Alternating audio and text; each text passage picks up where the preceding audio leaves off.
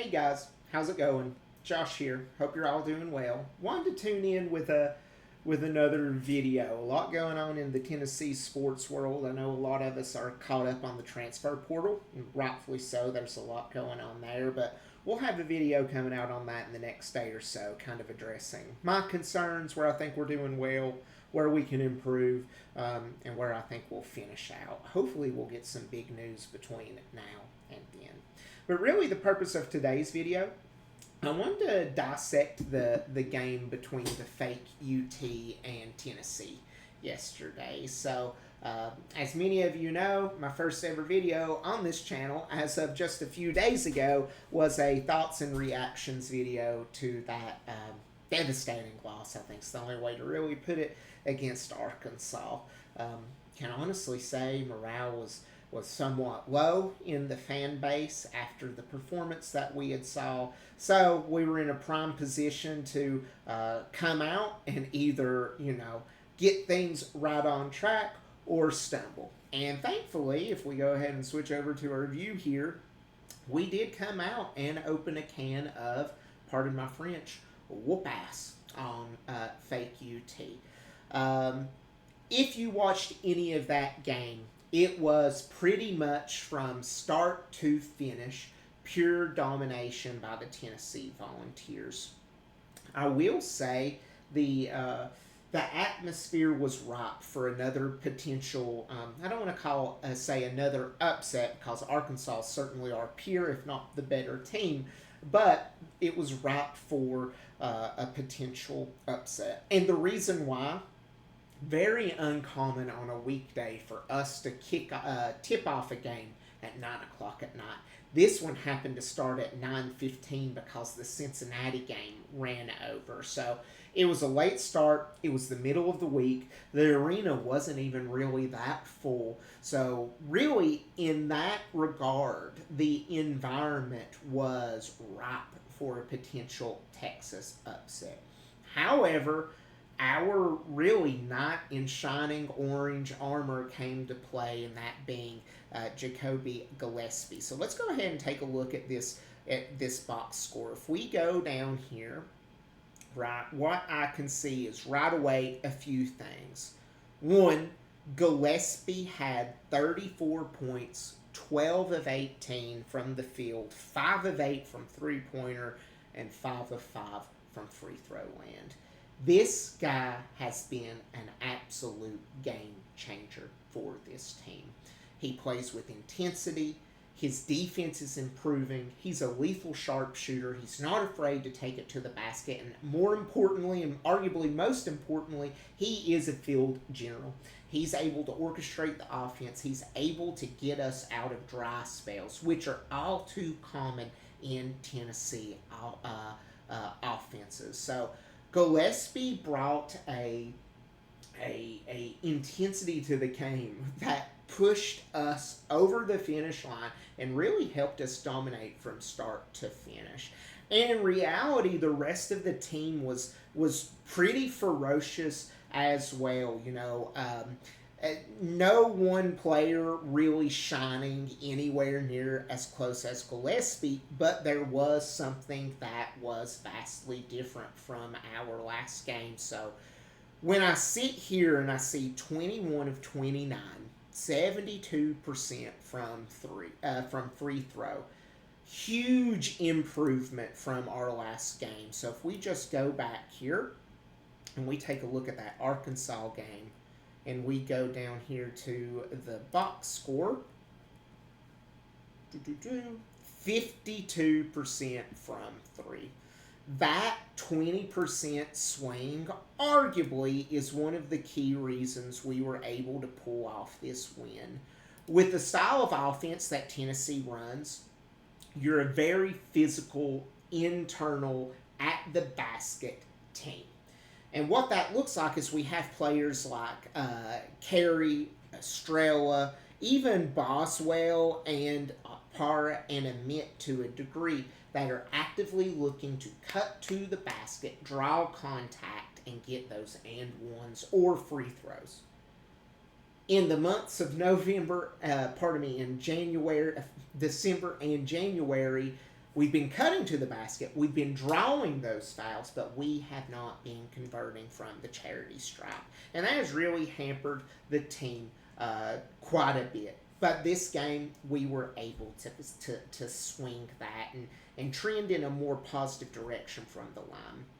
They mentioned multiple times on the broadcast that Rick Barnes sat the team down and showed them you can fit 2 basketballs inside the hoop at any given time. That this lid on the basket when they're at the charity stripe is completely in their own mind. Another funny story that came up is they said that they put Carey inside of the hoop as well to show, look at this 6'8", 280-pound guy who's able to stand fully within this basketball hoop. So I thought that was really great. So overall, super happy with the output we saw last night. One thing I'm not happy about, I am going to have to complain about a couple of things because I think it's warranted and I think it's necessary.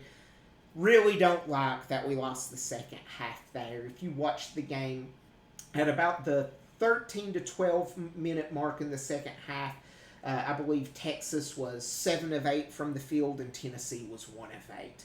The closest they got it was within 10 points, and then Tennessee started opening it back up again. That was in large part due to Gillespie and his play, but also hitting those free throws when it mattered to stop those runs by Texas. And then we also have to talk about the big $4 million elephant in the room in Nate Ament. Completely understand after the last game that a lot of people thought I was maybe being a little bit too hard on him, and I completely understand. I want to be abundantly clear. I think Nate Ament is a great young man. By all accounts, he's super humble, super hardworking, really great family, someone who's there to earn his keep. So, I know there's the narrative going around, $4 million player, where's the output, frankly, we have a right to be upset that we haven't seen that translate to the field just yet, but I do want to caveat, again, by all accounts, this guy's really great. So it's not exactly like he's a diva who's not competing and not bringing what was promised, but rather it's someone who's just not quite cracked the code to unlock that next level in the offense there. But we can see here 8 points, 2 of 4 from the field, 0 of 2 from 3-point. What I've noticed about Nate is there's 2 things. One, there's a lot of standing around. There is a potential that they're using him as a decoy to a degree, but he poses at this moment no true offensive threat. The smart teams are going to warm up to that, and they're not necessarily going to be guarding him as ferociously as, say, other teams have just yet. And the reason is he hasn't necessarily been able to consistently hit those deep shots. He is able, when he gets to about that 12 to 15 feet range, pull up. I would say that's the shot that's best in his bag, just because of his sheer height and his release point when he's shooting. It's almost an unguardable shot. So hopefully we see more of that as the season progresses.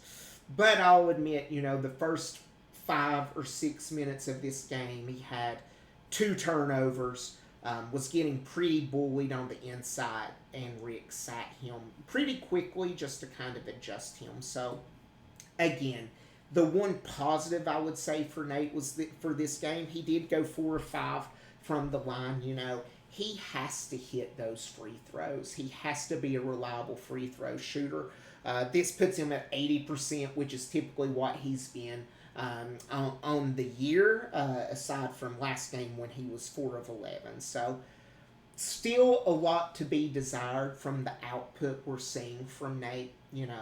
I keep hearing, well, we just need to give him more time. And I'm all for it because literally we have no other option. We don't necessarily have deep wing play, right? We don't have some guy standing on the sidelines that can come in.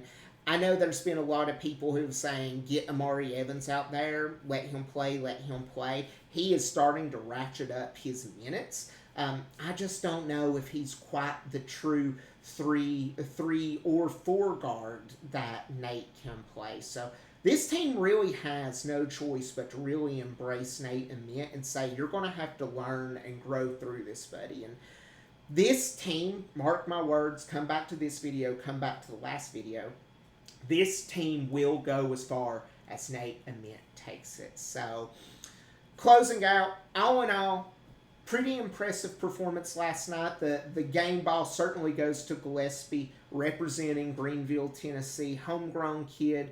It's always great to see someone like him excelling out on the court and out in the orange. It really is quite something. You know, I got a text from my dad who works from 7 in the morning, 7 at night, and he's got an hour commute each way, and he texts me, he just said, wow.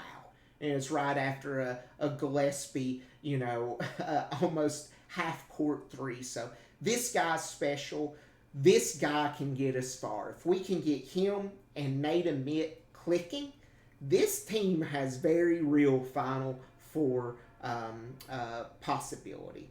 So big game coming up this weekend in Gainesville. We'll potentially do a preview of that later in the week. We're going to have a battle of bigs, so it should be a really good game. So in closing, remember, if you like this video, please leave a like, please comment, please subscribe. We're almost to 10 subscribers. I know that's not that large of a number, but, you know, any and all support, the fact there's even 9 people who have subscribed is something that really makes me over the moon. So, again, please like, comment, subscribe. I appreciate you for tuning in. And as always, remember, go Vols!